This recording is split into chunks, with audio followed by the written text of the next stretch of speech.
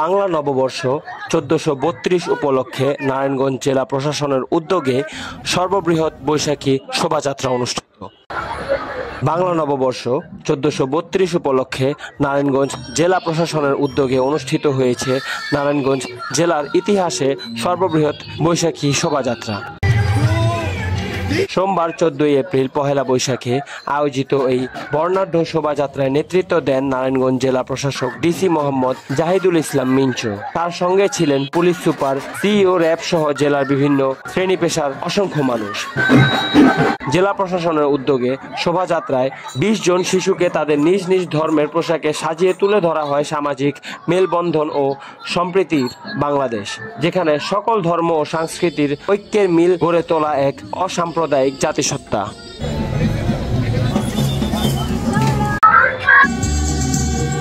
আমার ঐতিহ্যের আমরা আমাদের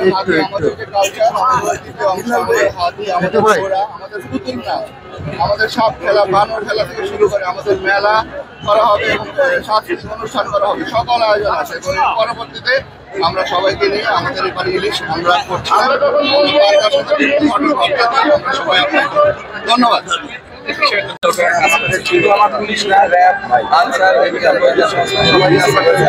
একবার পরিপূর্ণ মাত্রায় নিরাপত্তা আছে, পরিপূর্ণ মাত্রায় কোথাও কোনো সমস্যা হবে আমরা মনে করি না।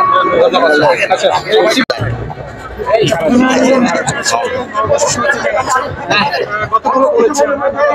স্পষ্ট পাচ্ছি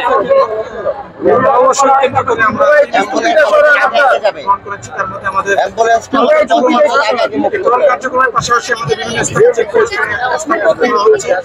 আমাদের গোয়েন্দা নজরদারি যে সাদা পোশাক আমরা করে থাকি। এট দ্য সেম টাইম আপনারা দেখছেন যে আমরা ড্রোনে, আকাশের মাধ্যমে ড্রোনও আমাদের ড্রোনের মাধ্যমে আমরা পর্যবেক্ষণ করছি।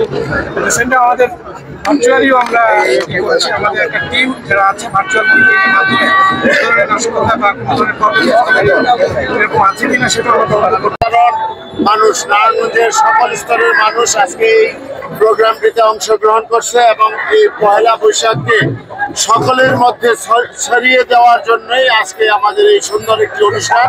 আমরা মনে করি কোনো অপশক্তি আমাদের এই প্রোগ্রামকে, আমাদের ঐতিহ্যকে কোনোভাবে বিকৃত করতে পারবে না।